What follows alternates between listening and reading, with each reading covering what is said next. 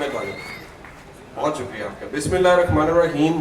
السلام علیکم ورحمۃ اللہ وبرکاتہ. میں دل کی عطا گہرائیوں سے شکریہ ادا کرتا ہوں سپیریئر کالج بکر کی انتظامیہ کا, بالخصوص ریجنل مینیجر صاحب کا, باقی جو کالجز کے وائس پرنسپلز یہاں پر آئے ہیں, اس کالج کے ٹیچر صاحبان, بکر کے تمام بھائی, میری بیٹیاں, بہنیں, دوست سب جو یہاں موجود ہیں.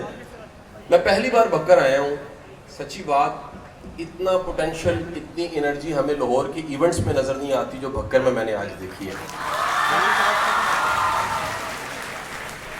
اور یہ پوٹینشل ہم ایک ریسرچ کر رہے تھے کسی ٹائم پہ, ایک ایجوکیشنل ریسرچ تھی, اور اس ریسرچ میں ہم ڈھونڈ رہے تھے کہ جن کو بڑی فیسلٹیز ملتی ہیں, ساری فیسلٹیز ملنے کے باوجود بعض اوقات وہ مقام یا کوئی مرتبہ نہیں پاتے, اس کے مقابلے میں جن کو اپرچونٹیز نہیں ملتی, مسائل ملتے ہیں, چیلنج ملتے ہیں, مشکلات ملتی ہیں, وہ گرو کیوں کر جاتے ہیں, ترقی کیوں کر جاتے ہیں.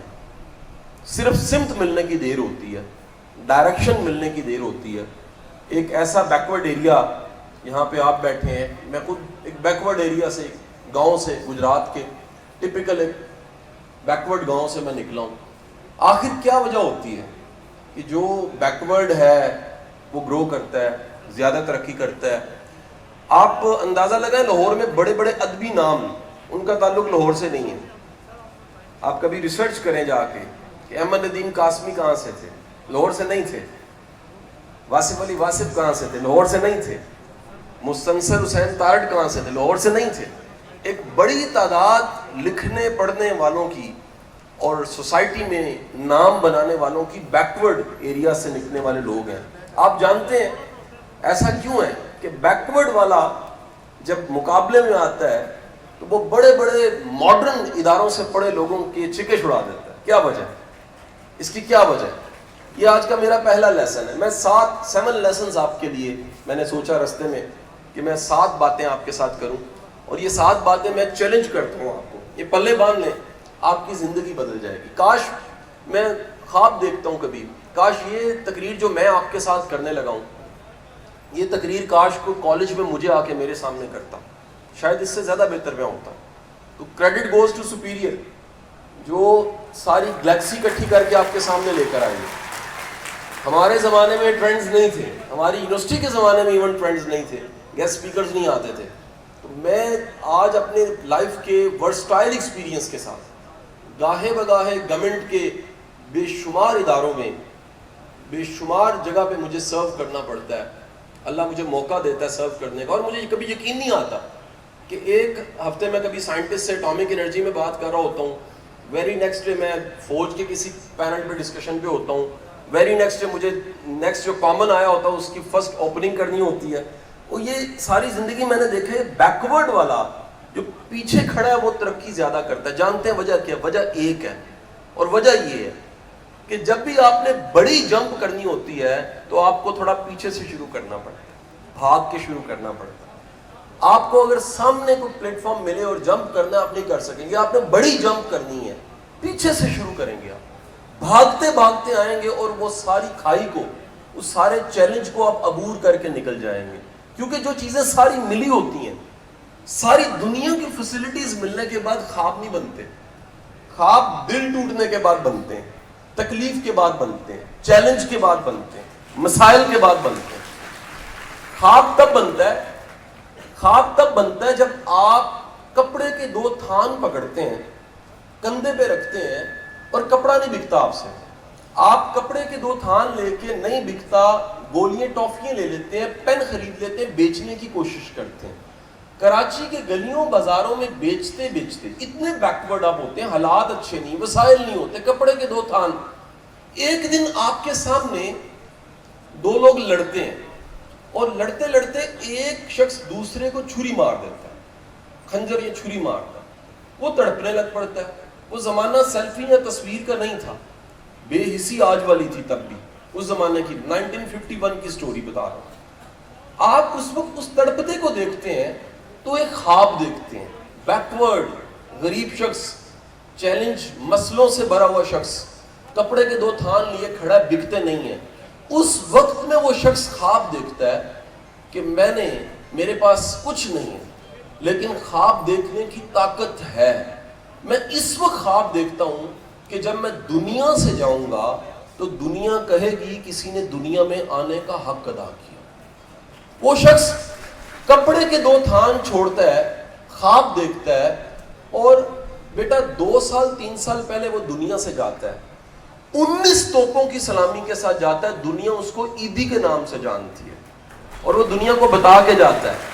وہ بتا کے جاتا ہے مسئلے جتنے مرضی ہوں, آپ جتنے مرضی بیکورڈ ہوں, آپ کے بڑے مسئلے ہوں, آپ کو وسائل نہ ملتے ہوں, آپ کی فیس پوری کرنے کے پیسے نہ ہوں, آپ کے پاس کھانے کو روٹی نہ ہو, لیکن اگر پہلا پوائنٹ یہ ہے آپ کا خواب بڑا ہے, آپ کا ویژن بڑا ہے, آپ کی زندگی میں کوئی بہت بڑا خواب ہے. کتنا بڑا خواب ہے؟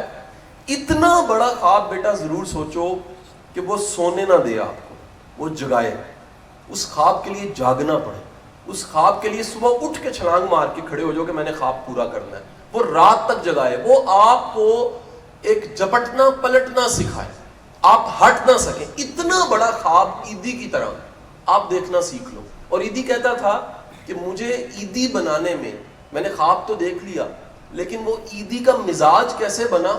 عیدی کہتا تھا میرا مزاج میری ماں نے بنایا. کیسے بنایا یہ یاد رکھیے گا, اعلیٰ بڑے لوگوں کے مزاج یا مائیں بناتی ہیں یا ادارے بناتے ہیں. لکیلی استاد اچھے مل جائیں یا گھر اچھا مل جائے, مزاج وہاں سے بنتا ہے. آج ریسرچ یہ کہہ رہی ہے, آپ کی کائنڈ انفارمیشن میں کر دوں, نمبروں کا ترقی میں کوئی کردار نہیں ہے, ایڈمیشن تک کردار بڑا ہے. آج دنیا میں نئی ریسرچ سامنے آ رہی ہیں. ایک کتاب میں نے تازہ ختم کی ہے, آپ ذرا زحمت کیجئے گا اور اس کتاب کو یوٹیوب پہ اس کی پریسی سن لیجئے گا. اس کتاب کا نام ہے why A grade students work for C grade students. بڑے نمبر لینے والے زندگی میں جو ایوریج لوگ ہیں ان کے پاس ملازمت پھر کیوں کرتے. تو دنیا میں ریسرچ آ رہی ہے سامنے, ترقی زیادہ وہ کرتا ہے جس کا خواب بڑا ہے. اور خواب, آپ سب سے گزارش ہے, خواب فقط آپ نے ڈاکٹر انجینئر بننے تک نہیں رکھنا. یہ چھوٹا خواب ہے, یہ کوئی بڑی بات نہیں ہے. کوئی ڈاکٹر بن جائے, یہ بڑی بات نہیں, انجینئر بن جائے. اس سے بڑا خواب یہ ہے کہ ڈاکٹر بن کے آپ نے سرو کیسے کرنا ہے, خدمت کتنی کرنی ہے, آپ نے انجینئر بن کے سرو کیسے کرنا ہے. اور پہلا لیسن یہ ہے کہ خواب بڑا دیکھیے, کیونکہ خواب بڑا دیکھیں گے ہرڈل, مسئلے, تکلیفیں چھوٹی ہو جائیں گی. خود کو اتنا بڑا ضرور کرو کہ آپ کا خواب چھوٹا ہو جائے. خود کو بڑا نہیں کرو گے تو خواب, آپ کے مسئلے, آپ کے مسائل آپ پہ حاوی ہو جائیں گے. ایک پرابلم آپ کو بڑی پرابلم لگے گی. خواب اتنا بڑا کر لو کہ مسئلے مسائل چھوٹے ہو جائیں اور آپ کے لیے آگے بڑھنا آسان ہو جائے. یہ آج کا پہلا سبق. دوسرا سبق, بیٹے کبھی بھی ٹرینڈ کو فالو نہیں کرنا, نہ وہ فالو ٹرینڈ. دنیا میں ڈسکریج کیا جا رہا ہے کہ سارے ڈاکٹر بنی جا رہے ہیں, سارے انجینئرز بنی جا رہے ہیں. ابھی تک کی جو ریسرچ ہے, گوگل پہ پڑے ہوئے انسائکلوپیڈیاز یہ جواب دیتے ہیں کہ جو پروفیشنز ہیں وہ ریکارڈڈ ابھی تک 450 ہیں. 456 پروفیشنز پڑے ہیں ریکارڈڈ دنیا کی گوگل کے انسائکلوپیڈیا کی ریسرچ پہ. ہم سب کو کہیں نہ کہیں یہ بینر ہوتے ہیں نا لگے, اور یہ جو باتیں ہوتی ہیں دوسروں کی, یہ کانوں میں پڑھتے پڑھتے ہمیں جھوٹ پہ یقین آ جاتا ہے, سچ سمجھ بیٹھتے ہیں. ہم سمجھتے ہیں صرف کامیاب ہوا جو ڈاکٹر ہے یا کامیاب ہوا جو انجینئر ہے. کامیابی, یہ میرا جملہ یاد رکھیے گا, ملین روپیز سینٹینس ہے, یہ کامیابی فیلڈ میں نہیں ہوتی, کامیابی ٹیلنٹڈ بندے کے ساتھ ہوتی ہے. آپ قابل ہیں, آپ کا اسکوپ زیادہ ہے. آپ قابل نہیں ہیں, آپ کی اطلاع میں کر دوں, میں سینکڑوں ڈاکٹروں کو جانتا ہوں, میری فیملی اپنی میں 2-3 بچیوں نے گولڈ میڈل MBBS میں لی ہے, بے روزگار ہے ابھی تک. میں انجینئرز کو جانتا ہوں, 18,000 انجینئر پاکستان پاس آؤٹ کر رہا ہے ہر سال UETs آپ کی, 13,000 کو نوکری کو نہیں ملتی. مانتا ہوں نوکری نہیں ہے, لیکن آپ اپنے پڑھے لکھے کا کبھی انٹرویو لے کے دیکھیں, ایک صفحہ انگریزی کا لکھنا نہیں آتا, ایک رپورٹ لکھنی نہیں آتی. آپ کانفیڈنس کا لیول دیکھیے. اس ملک میں یونیورسٹی پنجاب کا جو 125 سال کا ریکارڈ توڑتا ہے نا BA کا, تندور پہ روٹیاں لگا کے بچہ ایک توڑ, 2012 کے ریکارڈ. آگے سن لیں, اس کے بعد تالیاں واپس لینی پڑے گی آپ کو, سن تو لیں. 2012 میں 125 سال کا ریکارڈ ایک بچہ توڑ دیتا ہے. آج 7 سال گزر گئے ہیں, وہ ہر انٹرویو میں فیل ہو جاتا ہے. انٹرویو میں فیل کیوں ہوتا ہے؟ انٹرویو میں فیل ہونے کی وجہ یہ ہے کہ اس بچے کے پاس نمبر ہے، اس کے پاس سکلز نہیں ہے، کانفیڈنس نہیں ہے، کمیونیکیشن سکل نہیں ہے، پریزنٹیشن سکل نہیں ہے، اور یہ نہ ہونے کا نتیجہ کیا نکلتا ہے؟ وہی بچہ ریٹن کلیئر کر جاتا ہے، انٹرویو میں فیل ہو جاتا ہے۔ ہمیں یہ کوئی نہیں بتاتا کہ ہم نے ٹرینڈز کو فالو نہیں کرنا، ٹرینڈز پہلے بنے پڑے، ڈاکٹر بن جاؤ، انجینئر بن جاؤ، ٹرینڈ فالو کرنے کی بجائے خدارا آپ کس کو فالو کریں؟ اپنے پیشن کو فالو کریں۔ ہر بندہ ایک ہی کام کے لیے نہیں بنا ہوا، سب کو ایک ہی کام نہیں کرنا۔ اللہ تعالیٰ نے ہر کام ہر ایک کے لیے بنایا ہی نہیں ہے۔ اللہ کا نظام دیکھیے، اللہ کچھ کاموں کو کچھ لوگوں کے لیے آسان کر دیتا ہے اور کچھ کاموں کو کچھ کے لیے مشکل کر دیتا ہے۔ اس کو کیا کہتے ہیں؟ وہ کام جو آپ کے لیے آسان ہے بیٹا، اس کو کہتے ہیں ٹیلنٹ، نیچرل ٹیلنٹ، وہ چیز جو آپ کو اللہ نے پہلے سے دی ہے۔ ہمارا تعلیمی نظام یہ ظلم کرتا ہے ہم پہ، ہمیں وہ بننے پہ مجبور کرتا ہے جو ہم بن کے اچھا نہیں بنتے، گزارا بنتے۔ آئنسٹائن پچھلی صدی کا بڑا دماغ تھا، وہ کہتا تھا تعلیم کا نظام مچھلی کو سکھانا چاہتا ہے کہ مچھلی درخت پہ چڑھ جائے۔ مچھلی بنی نہیں ہے درخت پہ چڑھنے کے لیے، وہ تو تیرنے کے لیے بنی ہے۔ اس کو سکھانا چاہیے اچھا تیرنا کیسے ہے، بندر کو درخت پہ چڑھنا سکھانا چاہیے۔ ہم جب سب کو دیکھتے ہیں کہ وہ کیا بن رہے ہیں اور وہی ہم بن جاتے ہیں تو یہ بھول ہی جاتے ہیں کہ یہ ہم نے بننا ہی نہیں تھا، ہم بھیڑ چال کا شکار ہو جاتے ہیں۔ ہمیں ٹرینڈز کو فالو نہیں کرنا، ہمیں پیشن کو فالو کرنا ہے۔ اور یہ جو سبق میں دوسرا دے رہا ہوں یہ کوئی نیا سبق نہیں ہے، اس سبق کو آپ کے سارے صوفی شاعر، آپ کے بڑے بڑے فلسفی اس فلسفے کو بتاتے رہے ہیں۔ بلے شاہ کہتا ہے جی اپنے اندر چاتی مار، اپنے اندر کبھی ڈھونڈ۔ سلطان بہو سیز دیٹ تیرے اندر آب حیاتی ہوں، اندر آب حیاتی ہے۔ اور اقبال کہتا ہے اپنے من میں ڈوب کے پا جا سراغ زندگی۔ اس ساری دنیا سے پوچھنے سے پہلے اپنے آپ سے پوچھ تجھے کیا کرنا چاہیے، تو کس کام کے لیے بنا ہے؟ بیٹے کبھی اپنی دعاؤں میں ہم کتنی دعائیں مانگتے ہیں، کبھی اللہ سے یہ بھی دعا مانگو یا باری تعالیٰ مجھے پتہ لگے تو نے دنیا میں مجھے کیوں بھیجا ہے، وہ کون سا کام تھا جو میں نے دنیا میں آ کے کرنا تھا۔ فقط دنیا میں آنا اور دنیا سے جانا یہ کوئی بڑا کام نہیں ہے، یہ جانور بھی کر رہے ہیں، یہ چڑیا بھی کر رہی ہے، یہ باقی مخلوقات سپیشیز بھی کر رہی ہیں۔ انسان دنیا میں آ کے کچھ کرتا ہے پھر جاتا ہے، اور یہ تب کرتا ہے جب وہ اپنی زندگی میں مقصد حیات تلاش کرتا ہے، اپنا پیشن ڈسکور کرتا ہے، اپنی سیلف ڈسکوری کرتا ہے، اپنے آپ کو ڈھونڈتا ہے، تلاش کرتا ہے۔ مجھے یاد آتا ہے ہمارے ایک اردو ادب کے بڑے کمال کے شاعر تھے، ان کا نام تھا احمد فراز۔ احمد فراز گورنمنٹ میں کہیں ملازم بھی تھے، کلیریکل سیٹ تھی، وہ ترقی کرتے کرتے گریڈ 18 پہ آ گئے۔ اب سر ایک بڑا مسئلہ ہوتا ہے، جو کامنرز ہوتے ہیں نا ان کی چڑ ہوتی ہے جو پی سی ایس کیڈر سے ہیں، اچھا پی سی ایس کیڈر والوں کی بھی چڑ ہوتی ہے جو کلیریکلز ہیں، وہ ترقی کر کے بھی کوئی 20ویں گریڈ پہ بھی آ جائے نا، جو ایک کامنر ہے وہ تھوڑا سا ڈس لائک کرتا ہے، پرابلم ہوتا ہے۔ احمد فراز ایک کہیں فنکشن میں تھے، اس فنکشن میں سب لوگ انہیں مل رہے تھے، شاعر تھا، فیمس بندہ تھا، لوگ انہیں مل رہے تھے۔ انہی کے ڈپارٹمنٹ کا سیکٹری 22ویں گریڈ کا 21ویں گریڈ کا سیکٹری وہ بھی وہیں پر تھا۔ اس نے دیکھا احمد فراز سے لوگ آٹوگراف لے رہے ہیں، تصویریں لے رہے ہیں، یہ 18ویں گریڈ کا کلرک بھرتی ہو کے اوپر آیا بندہ ہے، تو بڑی تکلیف ہوئی اسے۔ اس نے پاس آ کے نا سب کے سامنے سگار لگایا ہوا تھا، کش کھینچا اور ایک بات کہی، احمد فراز آپ کا گریڈ کون سا ہے؟ احمد فراز نے وہ سائن کرتے کرتے اوپر دیکھا، کہتا سر 18ویں۔ اس سیکٹری نے آگے سے کہا میرا 22ویں ہے۔ اس نے کہا حضور میرا گریڈ 18ویں ہے لیکن دنیا مجھے احمد فراز کے نام سے جانتی ہے، آپ کی شناخت کیا ہے، کام کون سا ایسا آپ نے کیا ہے؟ عہدہ شناخت نہیں ہوتا، کنٹریبیوشن شناخت ہوتی، بڑی پوزیشن ہوتی ہے نا، یہ شناخت نہیں ہوتی، آپ نے اس پوزیشن پہ بیٹھ کے کیا ہے وہ شناخت ہوتی۔ کتنے دنیا میں بادشاہ آئے ہوں گے، کتنے دنیا میں نام آئے ہوں گے، کتنے دنیا میں بڑے بڑے لوگ آئے ہوں گے، لیکن نام کن کا رہ گیا؟ جنہوں نے خدمت کی ہوئی ہے، جنہوں نے سرو کیا ہوا ہے، جو اپنے لیے نہیں جیے۔ اس پوری قوم کا پرابلم بتاؤں، اللہ کرے کہ ہم اپنے 21 کروڑ کو، اس 21 کروڑ کی سوچ اپنی ذات سے نکال کے قوم کی سوچ بنا دیں۔ ہم ہمیشہ اپنی ذات کو سوچتے ہیں، میرا گھر، میرا کیریئر، میرے بچے، میری گاڑی، میرا فیوچر. کاش کہ ہم میں جملہ آ جائے, ہم صرف ڈیپیاں لگانے کی بجائے ہم کبھی سیریس لیں گے میرا ملک ہے, مجھے اس کے لیے کچھ کرنا ہے, مجھے قربانی دینی ہے, مجھے سیکریفائز کرنا ہے, مجھے قابل بن کے اس ملک کو سرو کرنا ہے. ہم یہ نہیں کرتے. سو آپ کے دوسرا لیسن کیا ہے؟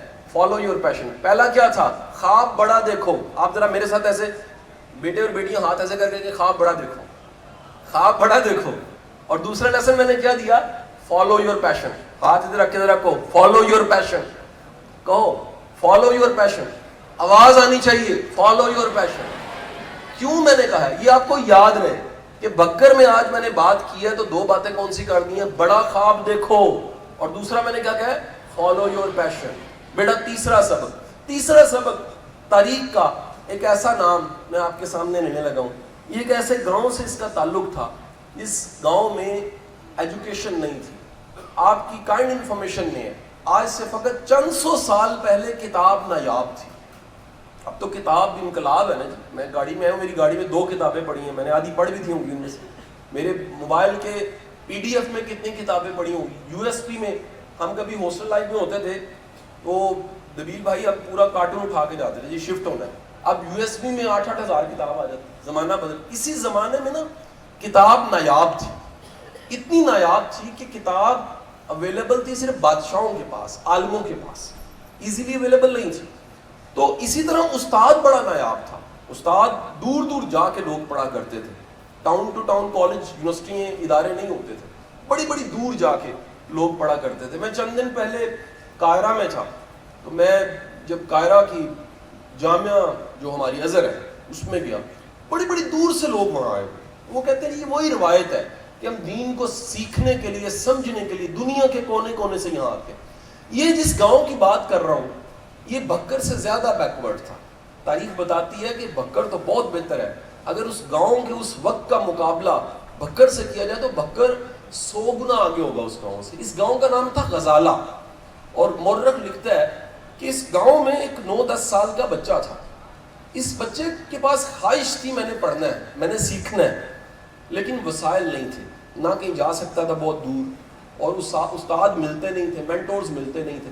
اس بچے کے علم میں ایک بات آئی کہ جو اس غزالہ کا ایک ایڈمنسٹریٹر ہے, آپ اس کو کہہ لیں غزالہ کا ڈپٹی کمشنر, اس کے بچے کو ایک استاد پڑھانے آتا ہے.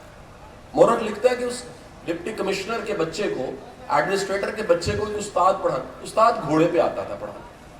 تو یہ بچہ جو اسی گاؤں کا غریب بچہ تھا, اسے پتہ لگا اس گھر میں ایک استاد آتا ہے پڑھانے کے لیے. تو یہ کیا کرتا تھا, یہ روز اس استاد جہاں سے نکلتا ہے وہاں پر کھڑا ہو جاتا تھا, دیکھتا رہتا تھا کہ استاد نکلے, حسرت سے دیکھتا تھا. جیسے ہم بچے ہوتے تھے تو کوئی کون والی ریڑھی کو دیکھتے تھے, آئس کریم والے چیز کو حسرت سے دیکھتے. یہ علم والے کو دیکھتا تھا کہ یار یہ علم والا کاش مجھے بھی سکھائے. اس استاد نے گھوڑے سے تھوڑا جھک کے ایک دن پوچھا کہ بیٹا آپ کیا دیکھتے ہو؟ اس نے کہا جی مجھے پتہ لگا آپ علم والے ہیں, میں آپ سے سیکھنا چاہتا ہوں. انہوں نے کہا بیٹا میں صبح آتا ہوں یہاں, شام کو پڑھا کے جاتا ہوں, تو میں کیسے سکھاؤں گا؟ اس نے کہا جی میری ریکویسٹ ہے, یہ تیسرا سبق بڑے دھیان سے سنیے, میری ریکویسٹ ہے, میری ریکویسٹ یہ ہے اگر آپ اجازت دیں تو آپ جب اس گاؤں سے اپنے گاؤں 12 کلومیٹر دور جاتے ہیں تو میں پیدل چلتے ہوئے, آپ گھوڑے پہ ہیں, میں آپ سے سوال کر لیا کروں گا کچھ. استاد نے سوچا کوئی حرج نہیں ہے, کتنے کچھ سوال کلاسوں میں ہوتے ہیں, ہم تو نوٹسوں والے لوگ ہیں نا, رٹے والے لوگ ہیں, کتنے کچھ سوال کر لیں. مورخ لکھتا ہے کہ اس نے جب یہ اجازت دی تو اگلے دن وہ بچہ تیار ہو کے, بن کے, سنور کے رستے میں کھڑا تھا سوال پوچھنے کے لیے. پہلے دن اس بچے کے پاس سوال اتنے تھے کہ وہ 10-12 کلومیٹر پیدل ساتھ ساتھ چلتا رہا, سوال ختم نہیں ہوئے. اگلے دن پھر یہی ہوا. تاریخ لکھنے والا لکھتا ہے کہ 6 سال وہ بچہ روز پیدل چل کے سوال پوچھتا تھا, استاد گھوڑے پہ جاتے جاتے جواب دیتا تھا. دنیا آج اس بچے کو امام غزالی کے نام سے جانتی ہے. تو یاد رکھیے جو علم ہے نا, علم یہ کتاب میں نہیں ہوتا, یہ پیاس میں ہوتا ہے. کیا میں نے بولا ہے؟ کتاب میں نہیں ہوتا, کتاب میں رٹا ہوتا ہے, کتاب میں نوٹس ہوتے ہیں, کتاب میں یہاں سے لے کے یہاں تک یاد کر دو نمبر پورے آ جائیں گے, یہ باتیں ہوتی ہیں. علم جو ہے نا اس کا تعلق آپ کی تڑپ کے ساتھ, پیاس کے ساتھ, جستجو کے ساتھ, لگن کے ساتھ ہے. اور آج کے زمانے میں جب کتابیں اویلیبل ہیں, ہر چیز اویلیبل ہے ایزیلی. اگر آج کے دور میں آپ علم کی پیاس پیدا نہ کریں, ہمیں تو ہمارے استادوں نے یہ سکھایا. واصف صاحب کہا کرتے تھے استاد صرف علم نہیں دیتا, استاد کا کام علم کی پیاس پیدا کرنا. وہ اندر پیاس پیدا کرتا ہے کہ بندہ سیکھے, جستجو کرے, سوال کرے, پوچھ سکے, ڈھونڈ سکے. گوگل کے زمانے میں, یوٹیوب کے زمانے میں اگر آپ سیکھ نہ سکیں, اس سے بڑی بدقسمتی کیا ہو سکتی ہے. تو میرا آپ سب کو تیسرا سبق یہ ہے, اپنے اندر علم کی پیاس جگاؤ. اشارہ کرو ذرا میرے ساتھ مل کے, یاد رہے, علم کی پیاس جگاؤ. یہ پیاس جب ہوتی ہے تو کیا ہوتا ہے, بندہ خود ہی سیکھتا ہے. پیاسے کے لیے کنواں ڈھونڈنا کوئی مشکل نہیں ہے, لیکن جس میں پیاس نہ ہو وہ کنویں کے پاس بیٹھا بھی نہیں سیکھ سکتا, وہ تالاب کے پاس, سمندر کے پاس بیٹھ کے بھی نہیں سیکھ سکتا.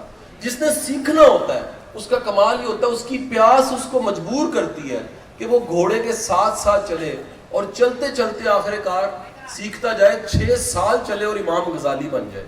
چوتھا سبق میرا آپ کو نیکسٹ لیسن یہ ہے, بیٹے کوشش کیجئے اپنی زندگی میں ایک بڑی اچھی عادت سیکھیں, بڑی ترقی کریں. یہ ایک عادت, ایک انڈیا کا پریزیڈنٹ تھا, اس کا نام تھا عبدالکلام. عبدالکلام کی کئی کوٹیشنز ہیں, ہمارے بھی ملک میں کوٹیشنز ہیں. مطلب ہمارے پچھلے پرائم منسٹر کی بڑی فیمس کوٹیشن تھی, میں بھی سناؤں گا آپ کو, سب کو یاد آ جائے گی. ان کی کوٹیشن تھی, مجھے کیوں نکالا. یہ بڑی فیمس کوٹیشن ہے, یعنی کہ ہم اس میں کوئی بری بات نہیں ہے, کوٹیشن ہے, کوماز بند کر دیں بس, کوٹیشن بن جائے گی. عبدالکلام کی کوٹیشن تھی. عبدالکلام کہتا تھا کہ آپ اپنے مستقبل کو نہیں بدل سکتے. کہتا تھا اپنے مستقبل کو نہیں بدل سکتے, لیکن آپ اپنی عادتوں کو بدل سکتے ہیں. جملہ ذرا سنیے پورا کیا ہے. آپ اپنے مستقبل کو نہیں بدل سکتے, اپنی عادتوں کو بدل سکتے ہیں, اور آپ کی عادتیں آپ کے مستقبل کو بدل کے رکھ دیتی ہیں. آپ کی عادتوں کے پاس اتنی طاقت ہوتی ہے کہ اگر آپ کی عادتیں اچھی ہیں تو آپ کا مستقبل شاندار ہے. آپ کی عادتیں نالائکوں والی, ناکاموں والی ہیں تو آپ کو ناکام کرنے کی.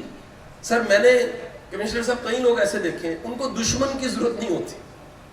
میرے پاس ایک بندہ آیا, کہتا شاہ صاحب میں اس کے ساتھ میری دشمنی ہے. میں کہا دشمنی چھوڑ دو. وہ کہتا کیوں چھوڑ دو. میں کہا یہ بندہ خود ہی کافی اپنے آپ کو تباہ کرنے کے لیے. اس کی ساری عادتیں ایسی ہیں کہ یہ خود کافی اپنے آپ کو اجاڑ دے گا. عادت بندے کو بناتی ہے اور عادت بندے کو کیا کرتی ہے, تباہ کر دیتی ہے. سو ایک عادت آپ کو بتانے لگا ہوں, بیٹے خوش اخلاقی سیکھو. کیا میں نے کہا جی, اچھا اخلاق. ٹھیک ہے جی, اچھے اخلاق میں کتنی چیزیں آ جاتی, ایک چیز نہیں آتی.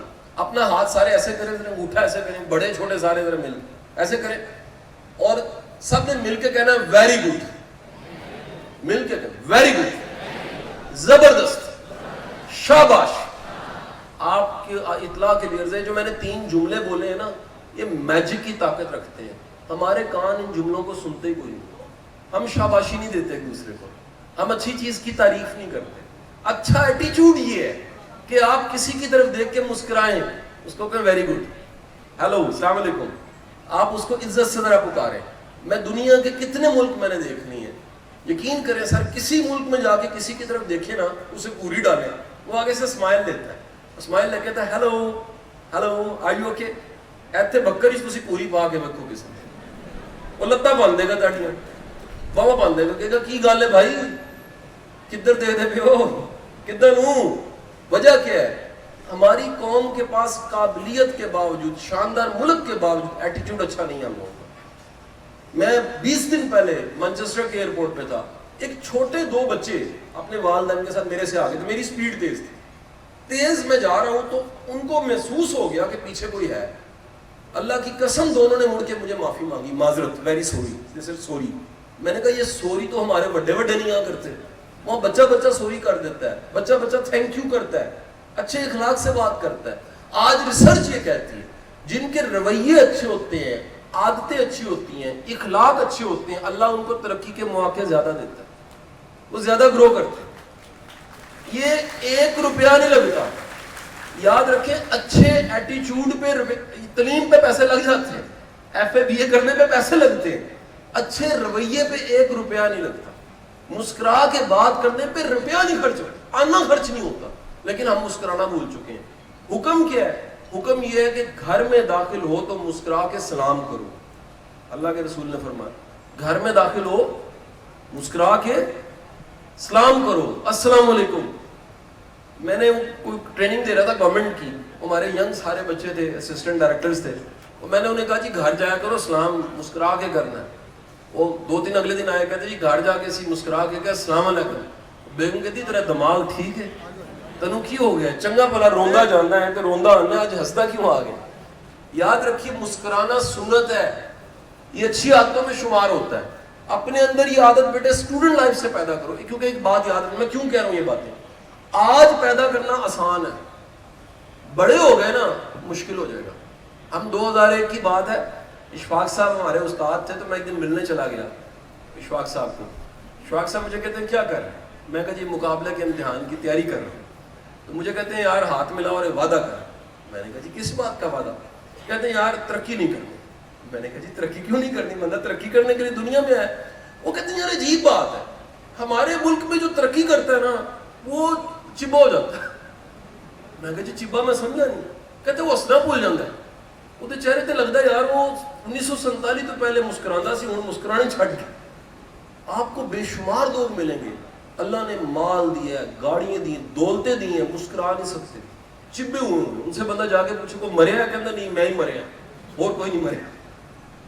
مسکرانا اچھے رویے کو سیکھیے, مسکرا کے بات کرنا سیکھیے. آپ کے گھر میں برکت شامل ہوگی, آپ کی پروفیشنل لائف میں برکت شامل ہوگی, آپ کی زندگی میں برکت شامل ہوگی, لوگ آپ سے مل کے خوش ہوں, آپ کا سوشل بینک بڑھے گا, آپ کا سوشل جینیس بڑھے گا. یہ چوتھا لیسن تھا. چوتھا لیسن کیا تھا, اشارہ کرے ذرا میرے سے, ویری گڈ. شرمانا نہیں ہے, کہنا ویری گڈ, شاباش, زبردست. یہ عادت بناؤ. کوئی اچھا کام کر رہا ہے نا اس کو چند جملے اچھے ضرور کہا کرو. آپ کو اندازہ نہیں ہے, یہ تحفے کے برابر ہے. مسکراہٹ صدقہ بھی ہے. مسکرا کے دیکھنا, اچھی بات کرنا, اچھے طریقے سے کہنا, یہ صدقہ ہے. 5ویں چیز بیٹے بتا, بہت ضروری ہے, نہیں ہوتا, اب تو اداروں میں نہیں ہوتا. میں تو حیران اس بات پہ ہوں. آپ 5واں سبق کے ساتھ چوتھے کو دوبارہ جوڑوں گا. مجھے یاد ہے پرانی بات, میں سری لنکا میں تھا, تو ایک ہمارے دوست میرے ساتھ تھے, انڈسٹریلسٹ تھے. اب ایک کشتی میں سفر کرنا تھا, وہ کشتی والے سے کہا, اس نے ہمیں بٹھا دیا کہ ابھی چلاتے ہیں, ابھی چلاتے ہیں, ابھی چلاتے ہیں. تو میں نے کہا پتہ نہیں تھوڑی دیر میں کتنی دیر میں چلائے گا, گھنٹہ ڈیڑھ گزر گیا. اس نے تنگ آ کے کہا کہ جی بات یہ ہے سواریاں نہیں پوری ہو رہی, تو اگر آپ اجازت دیں تو آپ 2 آپشن ہے, اتر جائیں, ہم نے نہیں چلانی. دوسری یہ ہے کہ آپ بیٹھے, ہم چلائیں گے, زیادہ دیر چلائیں گے. میں کہا یہ کیسی بات ہوئی, پیسے 2 سواریوں کے لے رہے ہو, چلاؤ گے زیادہ. اس نے کہا اس کی وجہ یہ ہے کہ جب ہم کشتی چلائیں گے تو ہم نے 2 سواریاں بٹھا لیں, 10 نہیں بیٹھی. 10 کے پیسے پورے کرنے کے لیے کشتی زیادہ دیر چلائیں گے اور جال لگا لیں گے. سو جو مچھلی ہیں اور کیکڑے نکلیں گے وہ ہم بیچ لیں گے, پیسے پورے ہو جائیں گے. تو ہم تو گھر سے نکلی سیر کرنے تھے, چلاؤ جی. کشتی چل پڑی. وہ کتنی دیر چلاتا رہا, اس نے جال کھینچا تو اس جال میں مچھلی کے ساتھ ساتھ کیکڑا بھی نکلا ہے. وہ مچھلی پکڑ کے ٹوکرے میں ڈالتا تھا, ڈھکن بند کر دیتا تھا. کیکڑا پکڑ کے جب ڈالتا تھا نا, ڈھکن بند نہیں کرتا تھا. میں بڑا حیران کہ یہ کیکڑے ڈال رہا, ڈھکن کیوں نہیں بند کر رہا. تدیر یہ عمل جاری رہا. میں نے اس سے پوچھا یہ کیکڑے پہ ڈھکن کیوں نہیں دیتے. کہندا سر انہاں نوں ڈھکن دین دی لوڑ کوئی نہیں. میں کیوں؟ کہندا ویکھو تو صحیح. وہ دیکھا تو ایک کیکڑا باہر نکل رہا تھا, دوسرا اس کی ٹانگ کھینچ رہا تھا. انہیں کہا سر جدیاں کو لتاں کھینچ رہے ہیں انہوں کو باہر نہیں جان دینا. اے نہ کھیڈدے نے نہ کھیڈن دیندے نے. زندگی میں اصول اپنا لیجیے, ترقی کرنی ہے, ٹانگ نہیں کھینچنی, کبھی ٹانگ نہیں کھینچنی. کسی کو پیچھے کر کے آپ آگے نہیں ہوتے. یاد رکھیں صلی اللہ علیہ وسلم کی حدیث مبارک ہے, حضور نے فرمایا کہ ہلاک ہے وہ شخص جس کا آج کا دن پچھلے دن سے بہتر نہیں ہے, اس کا اپنا دن بہتر نہیں. ہمیں سیلف امپرومنٹ کا حکم ہے کہ ہمارا ہر دن پچھلے دن سے بہتر ہو, ہمارا ہر لمحہ پچھلے لمحے سے بہتر ہو. سو بجائے ٹانگ کھینچنے کے, منفی اپروچ کے, منفی رویے کے, آپ سب پہ لازم ہے کہ اپنی امپرومنٹ پہ توجہ دیجیے, اپنے آپ کو امپروو کیجیے. 6واں سبق, میں آپ سب سے گزارش کروں گا اپنے نصاب کے علاوہ کتابیں ضرور پڑھیں. نصاب کی کتاب امتحانوں تک کام آتی ہے, میرا جملہ بھولنا نہیں. نصاب کی کتاب امتحان تک کام آتی ہے, غیر نصابی کتاب زندگی میں پھر کام آتی ہے. امتحان یہ والے پاس کرنے آسان ہے, ایف اے بی ایم میں ہو جاتا ہے. میرا ماننا یہ ہے کہ جو زندگی میں کامیاب ہے ہم اسے دیکھتے ہیں وہ خوش کتنا ہے, سیٹسفائی کتنا ہے, کنٹریبیوٹر کتنا ہے, کریٹو کتنا ہے, اور سوسائٹی کے لیے فنکشن ایکٹیو سٹیزن کتنا ہے. وہ جتنا زیادہ ہوگا اس کے لیے ضروری ہے اپنے نصاب کے علاوہ کتاب پڑھی ہو. آج المیہ آئی ہے, پچھلے 12 سال سے 20 سال سے میں پڑھا رہا ہوں, 12 سال سے گورنمنٹ کے ڈپارٹمنٹس میں پڑھا رہا ہوں. بڑی معافی کے ساتھ آپ کو بات کو, ہمارے ٹیچرز کتابیں نہیں پڑھتے. میں نے ہیڈ ماسٹروں کی ٹریننگیں کر کے دیکھا ہے. میں پوچھتا ہوں جی کو کتاب پڑھتے ہیں, کتاب نہیں پڑھتے. بڑے لوگوں سے میں نے سوال کیا سیرت کی کتاب پڑھی ہے, حضور کی زندگی پڑھی ہے, نہیں پڑھی. قرآن پاک ترجمے سے پڑھا ہے, نہیں پڑھا. میں کہتا ہوں جی آپ کتاب نہیں پڑھتے ترقی کیسے کریں گے؟ وہ قومیں جو ترقی کرتی ہیں جا کے ان قوموں کی عادتیں دیکھیں. ان کے لوگ ویٹنگ پہ بیٹھ کے نا وہ کتاب کھول کے بیٹھے ہوتے ہیں, ایئرپورٹوں میں کتاب ہوئی, ٹرینوں کے اندر کتاب کھول کے بیٹھے ہوتے ہیں. اور ہم ساری قوم ٹک ٹاک تک رہ گئے, واٹس ایپ کے دل بنانے تک رہ گئے, فیس بک پہ چیٹ کرنے تک رہ گئے. وہ ٹیکنالوجی کو استعمال اچھا ہم سے کر رہے ہیں, وہ ٹیکنالوجی کو استعمال کر رہے ہیں. اور پورے آئندہ 15-20 سالوں میں کہا جاتا ہے کہ سبجیکٹس کی صرف ایپس ہو جائیں گی, ادارے بھی ختم ہو جائیں گے. فزکس کی صرف ایپس ہی چلا کریں گی, کیمسٹری کی ایپس چلا کریں گی. آپ اچھی ایپ ڈاؤن لوڈ کر کے زیادہ اچھا سیکھو گے. یہ آنے والا وقت ایسا آ رہا ہے, دنیا اس طرف جا رہی ہے اور ہم ابھی تک خلاصے اور کتاب تک نصاب کی کتاب سے آگے نہیں جا رہے. آپ سب سے میری گزارش ہے نصاب کے علاوہ کتاب پڑھیں, لوکل لٹریچر کو پڑھیں. کبھی بانو آپا کی راجا گدھ پڑھ کے دیکھیں, کبھی آپ اشفاق احمد کا گڈریا پڑھ کے دیکھیں, کبھی قدرت اللہ شہاب کا شہاب نامہ پڑھ کے دیکھیں, کبھی آپ کتاب کھولیں کسی کی زندگی پڑھ کے دیکھیں, کبھی آپ کلیات اقبال بھی کھول کے دیکھیں, اقبال رحمۃ اللہ علیہ نے کیا فرمایا, کبھی آپ ضیاء شاہد کی جناح کی زندگی پہ بڑی اچھی لکھی کتاب ہے پڑھ کے دیکھیں, کبھی آپ دنیا کے جو بہترین لیڈرز ہیں ان کی زندگیاں پڑھ کے دیکھیں, کبھی مائیکل ہارٹ کی دی 100 کتاب پڑھ کے دیکھیں. کیا وجہ ہے کہ زندگی کے 30-40 سال ریسرچ کرنے کے بعد وہ دنیا کے 100 ناموں کو لکھتا ہے جو ٹاپ پہ نام ہے, پہلا نام حضور کریم صلی اللہ علیہ وسلم کی ذات گرامی کا لکھتا ہے. کیوں لکھتا ہے؟ کبھی سوچیں جا, پڑھیں گے تو پتہ لگے گا نا.